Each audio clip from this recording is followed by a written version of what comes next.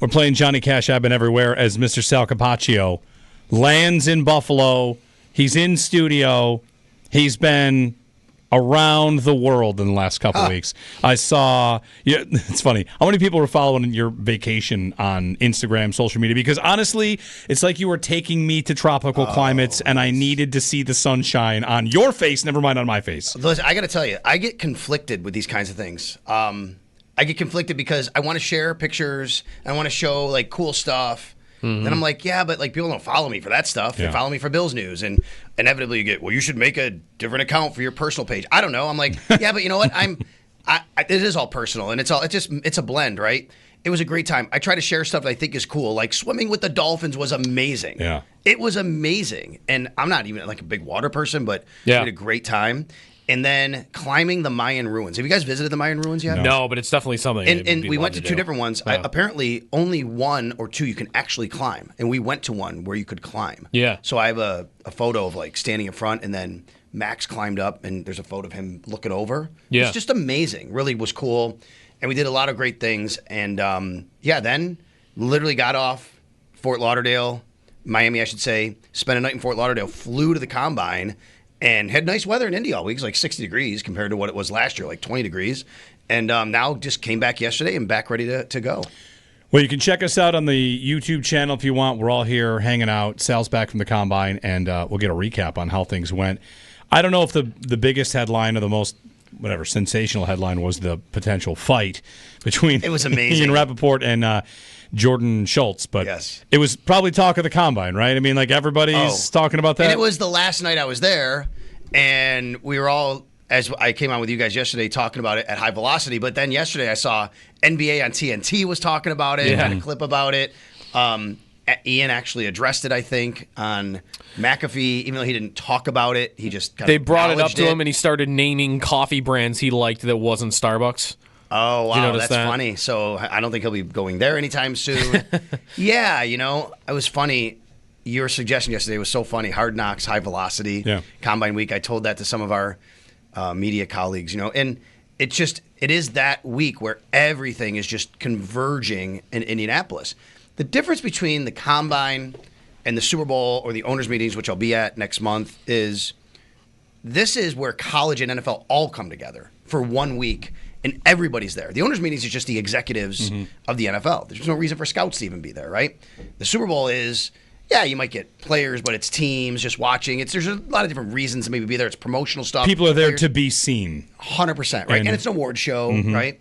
This is literally like I always say it, imagine any industry that you're in, whatever it is, radio, doesn't matter. If you're a car salesperson, there's a convention probably somewhere for your industry.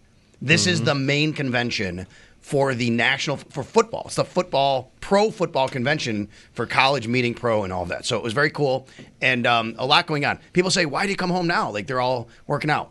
Because that's all on TV, and we can get that information. The big news, the big thing for me is to be there for Brandon Beane and Sean McDermott, hear what they have to say, talk to other media members, find out what's going on. The pro part of it is really the first part of the week. Yeah. The college part of it is the last part of the week, if that makes sense. Yeah. And today we're seeing wide receivers at the podium, asked questions. We went through a lot of the defensive linemen and linebackers, and now receivers. Matthew Golden, Isaiah Bond, a number of saying they have met with the Bills. Matthew Golden says he has met with the Bills. So does Bond. Bond, okay, good. Yeah. So Bond says he's going to break the 40-yard dash. Yeah, he's going to break Worthy's record. So a little Texas rivalry there. Sal, Joe and I had a conversation. I'd be interested to hear what you have to say about this, about linebacker.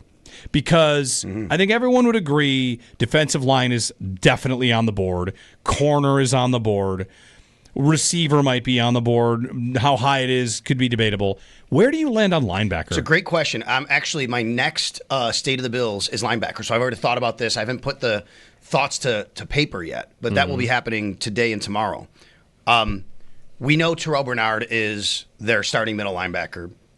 That's not changing anytime soon. The only question with him is going to be, does he get a contract extension right now this year? Because he's eligible just like Khalil Shakir.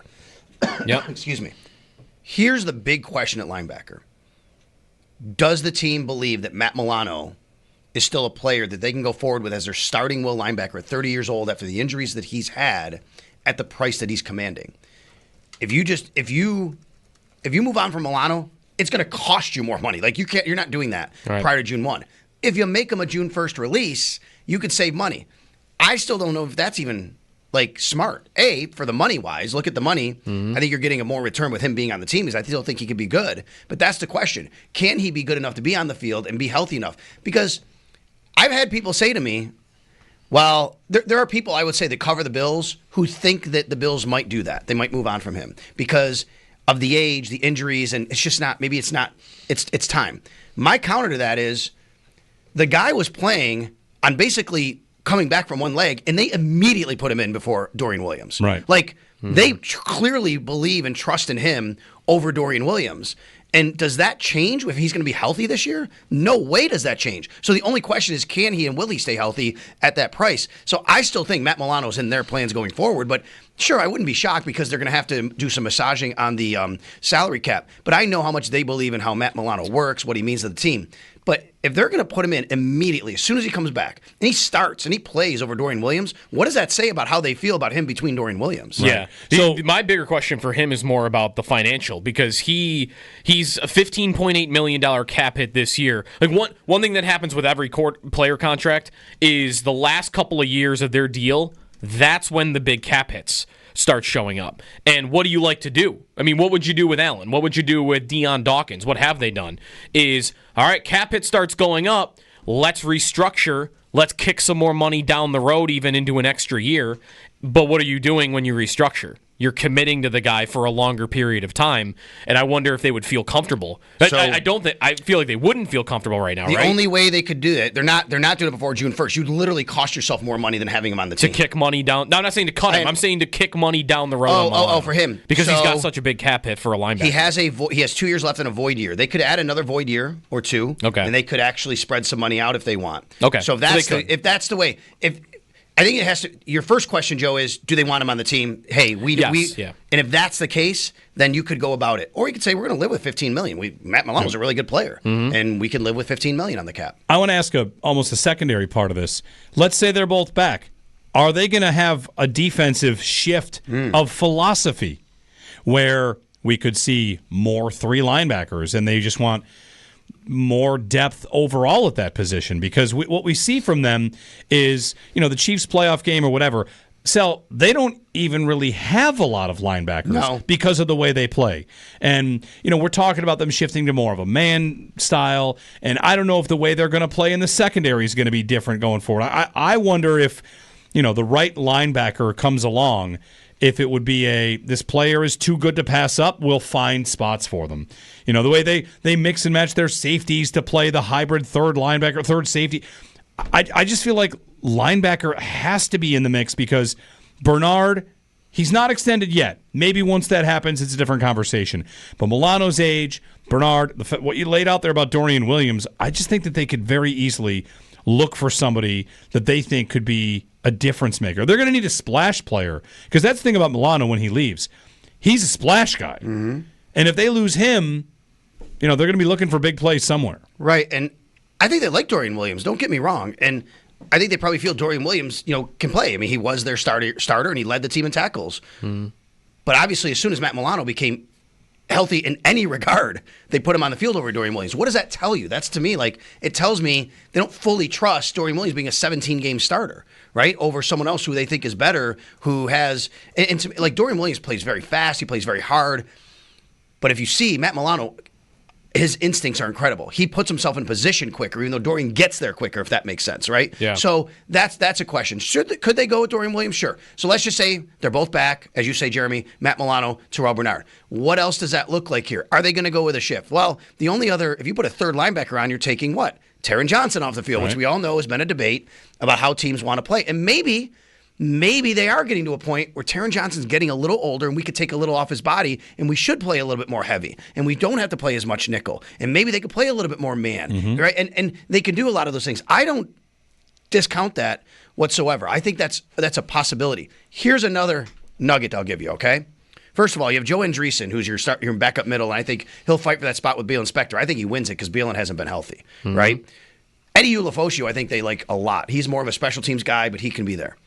Here's a reason why they might actually have to bring in more linebackers. If they make this change on the kickoff, I'm telling you right now, I was told by several people teams are going to have to structure their teams differently.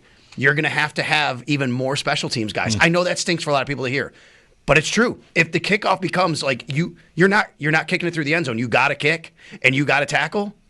Teams are now going to actually have to. Do you remember when they got rid of Saria Neal a couple years ago? Yes. One of the reasons was they actually went to the shift where it wasn't mattering as much anymore. Special teams was kind of, the kickoff was changing. You didn't need players like that as much. This might go the other way, where you might say, I might need a couple of guys I got to pay. Matt Milano's not playing special teams. Terrell Bernard's not playing special teams. Joe Andreessen can, and Eddie LaFoscio can, Bale Inspector, but teams may actually have to structure their roster where they find guys who they have to have as more special teams players who are those linebacker and DB types. So that being said, what's the earliest you feel like you could see them drafting a linebacker? Realistically, right now. Probably day 3. Okay. Early day 3. I just don't think if you're not going to have someone fit in right away.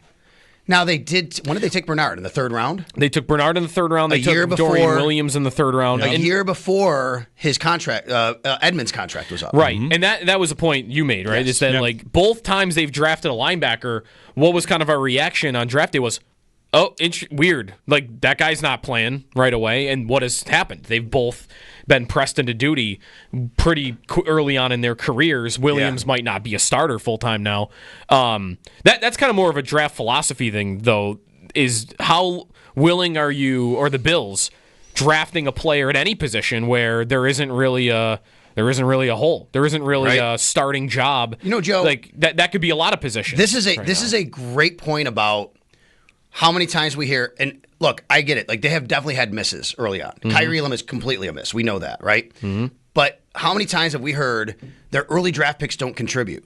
Your point you just made is part of the reason. When you have a really good roster, it's tough for any draft pick to contribute. Who are they beating out? If you draft a receiver if you draft whoever okay, how about I'll give you a defensive tackle. Let's say they drafted a defensive tackle at 30. Yeah. Is he starting over Ed Oliver or Daquan Jones? I don't know if he is. And aren't we saying then what's going to happen is people are going to say, here's another guy who can't get on the field as a rookie. Well, when you have good players in front of you, it's tough. Again, I'm not pushing back on... And when you're at the back of the first round, it's not a sure thing that a guy's going to start. Right. I mean, it's harder for teams. Now, yes, the Chiefs have had guys contribute. They've also had a lot of misses, as I've pointed out, over the last few years. The Eagles have done a very good job of drafting guys who've contributed and make an impact.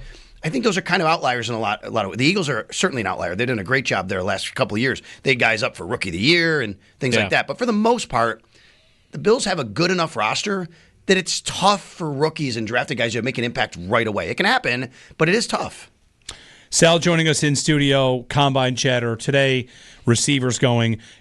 Defensive tackles, a lot of them. And the Bills met with a lot of them. You know, it'll be interesting, Sal. It's a little bit like the receiver conversation where you might have 10 names to think of, but the question is, well, what type do you want? Because defensive tackles have different types, different ways. Do the Bills want some giant mammoth that's going to just eat up blocks, or do they want a penetrator? They've always, in the past, seemed to want penetrators for the most part. They play a one-gap scheme. That's penetration. When you're one gap, that means just go through your gap. Your job is to beat your gap. Just go. If you're two gap, your job is more to hold up and anchor the guy, and you can go left, you can go right, but you're responsible for two gaps. They like to have Ed Oliver's the perfect guy for kind of how they want to play, but they don't know they have to pair him with a bigger guy. Well, that's why, Daquan Jones is perfect for that because he's 6'4", 320, Daquan Jones. But let's be honest. Ed Oliver, Daquan Jones did not have the impact last year that a lot of people thought they would, especially when they did like early on before Daquan got hurt in 2023. That's a pairing that I think they need more out of up front. That's why your question is a great one. I just wrote yesterday at WGR550.com the state of the Bills' defensive tackles. I really like Dwayne Carter. I think he's going to be a really nice player. But last year he came back from the injury. They didn't put him on the field as much, and you wonder how much the wrist injury, hurt that. But I think that's a guy in the rotation. Guys, beyond that, Ed Oliver, Daquan Jones, Dwayne Carter, it's Zion Logan, Branson Dean. That's all they have under contract, right? Austin Johnson's a free agent. Jordan Phillips a free agent. Quentin Jefferson's a free agent. Ilianku's a free agent. If every one of them left, okay, you replace them. I mean, this is what the Bills do. They have to really attack D-line, not only to get an impactful player. I think they need a lot of depth at defensive line right now, but I don't think they have enough right there. So this is becoming an area where it's even more so after coming out of the combine, looking at these guys, looking at the depth and looking at what's here on paper, even more so. I think they attack it in free agency, though, too. They always have attacked it in free agency. If they have a lot of picks, right? A good healthy number of picks. Over-under on defensive tackles selected in this draft. Would you put it at 2.5 in the first round? Just over under in the whole draft that the Bills total. The Bills for the Bills. They're definitely coming out with 2, right? I wouldn't. 3 is a lot. 3 is a lot, but once you get in the later rounds, like you have a lot of picks. If you don't make moves up, and if you end up with picks, how about this? I would say first of all, you don't know what's going to happen in free agency, but as it stands right now, if they don't go out and they're gonna do something in free agency. What do they have? 5 under contract right now. I bet by the time they get to draft, they'll have 7 maybe. Okay. So how many more do you need? That said, Jeremy, I would say defensive line. I'd go over. Defensive tackle, maybe under. Maybe it's 1 or 2. If it's all line, I mean, you might get to 4 overall. You could. I mean, two ends and 2 tackles. They need help. Now, on the defensive end spot, a lot of it just comes down to what they're going to do with Von Miller. You have Rousseau, Miller, Epinesa, and Javon Solomon, who I think they really like as well. Dewan Smoot, if you want. By the way, this is Dewan for everybody. I think Dewan Smoot's a player that they could get back at a pretty minimal deal. Didn't really go well last year, but maybe that's a guy they like in that spot. This is an area, though, I do think overall is the number one area the Bills kind of have to concentrate this offseason in some shape or form. I bet at edge I think I can almost feel like I see how the next 2 months are going to go. So they're going to sign somebody. Let's assume that there's no Myles Garrett trade made. They're going to sign somebody, Khalil Mack, someone like that, in free agency, and we're going to ask you, and fans are going to ask us on that day, I guess they're not going defensive end now in the first round. Right. And I bet they're still very much looking at that in the early in the draft, right? Because there's room between free agency and the draft.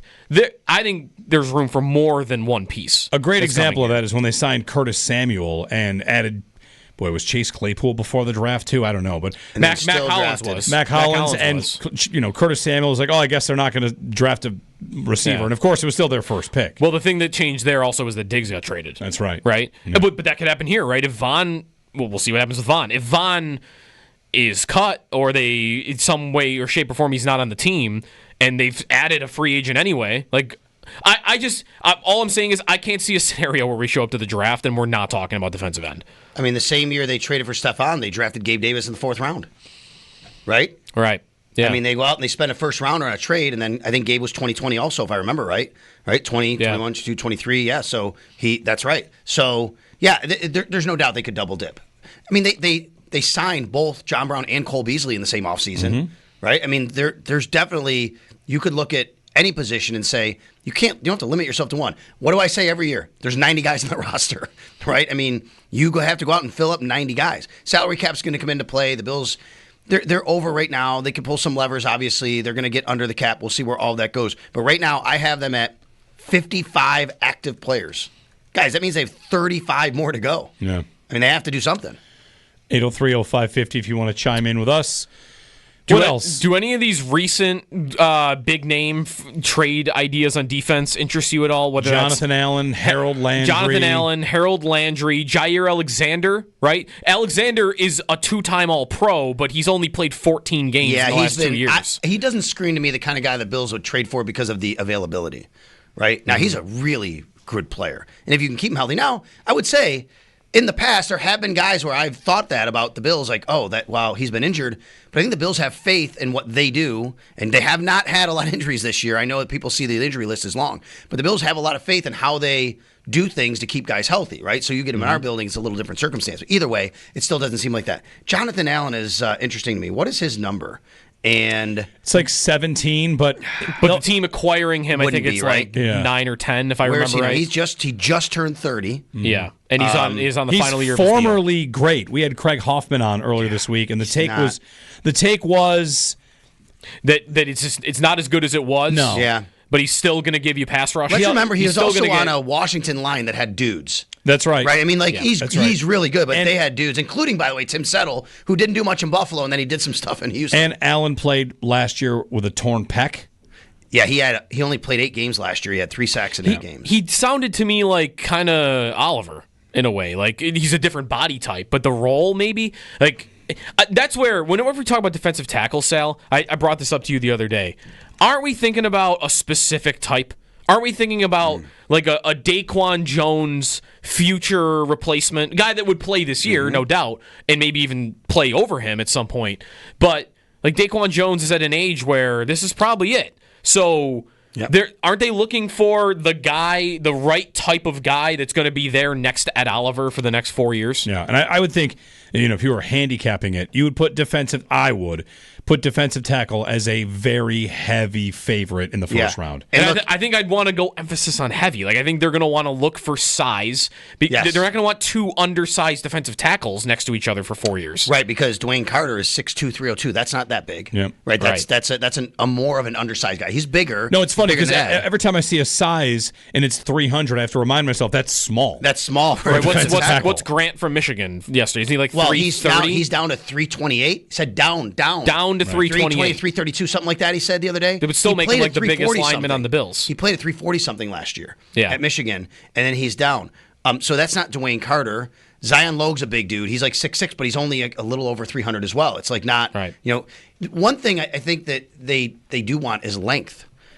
They're playing a lot of teams now who are going RPO. They're going quick game, get your hands up, disrupt quick early in the down. As soon as bam, you can get your hands up, you can be there, you can disrupt. That's one thing to look at. I think if you're looking at defensive tackle for the Bills, I think length is a thing that you also have to kind of keep in mind of what they want. All right.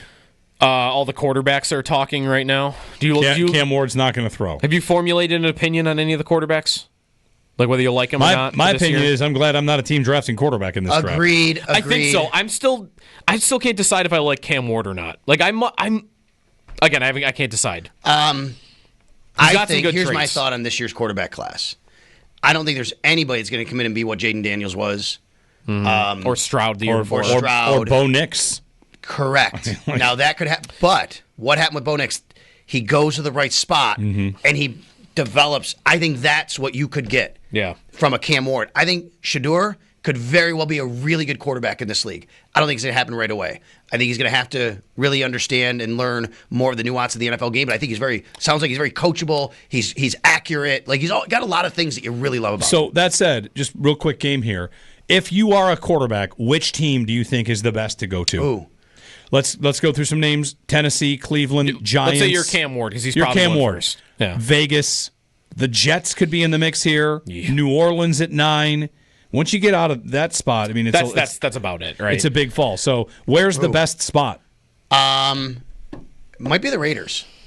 Pete Carroll, and I think Tom Brady's an owner. I think you like that. That for you, like that sounds good. We may not. Who cares, Tom Brady? I think if you're a quarterback and you want to go to the NFL, you might look at that. Might be intriguing. But it seems like they're stabilizing things, but they have been a mess.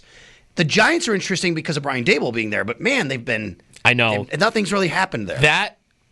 If I've got the confidence in myself that I would if I were a Cam Ward and I just was dominated college football and I'm coming into the league, I think I might pick the Giants because Daboll he's done it, right? He's done it with Allen. And I've got neighbors out there. That would be a real, let me play with that guy for the next 4 years. And New York market, if you want it. The only drawback there would be, and maybe this is different than a lot of those other teams up there, is if I want stability, I mean, I'm a bad year away from I'm on to my next coach and I'm on to my next coordinator. Right. We've seen how that can impact young 100%, quarterbacks. 100%. It's interesting. I don't know what's going to happen. I think of all the teams out there, though, that are most likely to really try to grab someone before the draft, I think it's the Giants. I know the Raiders are now probably the favorite. Yeah, it sounds like the Raiders are the team. Yeah. The Giants have to do it. If the Giants draft a quarterback, I don't think Daboll and Shane are there to see through. Shane's talking like they need. What he said they need a quarterback is the guy that gives his best chance to win in 25. Like every time he talks, it's about this year. That's exactly right. Yes. A wide receiver name for you. Just seeing this from the combine, Xavier Restrepo has met with the Bills.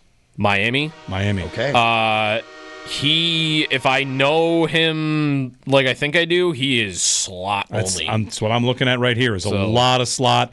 He's not huge. He has the best name in college. One of the best names in college football, Xavier Restrepo. Yeah. I got a chance to just randomly, a couple of different times, talk with Rondé Gadsden. Oh, nice. And senior or junior? Junior. Okay. Junior. And I don't know if he literally, crazy story. Matt Bove and I were doing It's Always Game Day in Buffalo. So the way the convention center is set up, I don't think I told you guys this. I told Chilton Bulldog, right? I didn't share this story with you. The way the convention center is set up, I had to go up to like the second floor because I had to be in a spot where I could do the show. Well, there's this huge hallway that's carpeted, and players are running the 40 in the hallway on the carpet to prepare to get ready for the next day and all that. And it happens every year. So I'm doing It's Always Game Day in Buffalo. If you go back and watch 2 episodes ago, everybody, you'll see what I'm talking about. So literally live in front of me, these guys are running the 40-yard dash. I'm like, wow, this guy runs by me. He's got a Syracuse shirt on. I go, hey, it's a Syracuse guy. Go Orange. He goes, did you go there? I'm talking live on the pod. Nice. I go, yeah. I go, what's your name? He goes, Aranda. I go, but wait a minute. Aranda Gadsden. He says, yeah. I go, I got a great story for you. I said, your dad killed the Bills when he played for the Dolphins, right? He's like, yeah. I said, he might not know that, but I said, now your dad does radio in Miami. And I go on with your dad a couple of times a year, WQAM. I said, one time I went on with him and said, Aranda, I just want to be honest with you. I hated you, but man, do I love your son. And he started laughing. Well, next night I go out. He's at the table next to us at dinner. He's with his agent. He's with everybody. I go up. I start talking to him. And I said to him right out, I go, listen, man, obviously as a Syracuse guy, I'd love you to be in Buffalo. I don't know if they have a need for you. I feel the same way. Like right? he was so great, but there's just they don't have a need for him. I know. He's one of those. He's the big slot tight end now. Yep. Right, is what he is. Watching Restrepo highlights, he's a slot receiver with a lot of vertical play to his game, but there are plenty of Joe Brady throws in here, orbit motion stuff. Yeah, Restrepo would be an odd fit to me. Let me ask you. He's played 1,400 snaps in slot in his career and 200 in out of line. It'd just be odd for the Bills to take a slot to me. What do you think about Kyle McCord? I think he's let me use some scout talk here. He spins the ball like nobody else, but he can't move. I just can't. I don't know how you could take a guy that can't move. Who is the most statuesque guy in the NFL today? Who is it? Goff. It would be instantly Kyle McCord. He reminds me a little bit of Kirk Cousins. Okay. The way he plays. Like post-Achilles. Right. Like older Kirk Cousins. He's a younger version of an older Kirk Cousins. Yeah, I love McCord and the way he throws it. I just don't know how you succeed in today's game for him. All right. We're late for the break. Thank you, Sal. You got it. I'll be on at 10 a.m. with everybody here on the Extra Point Show.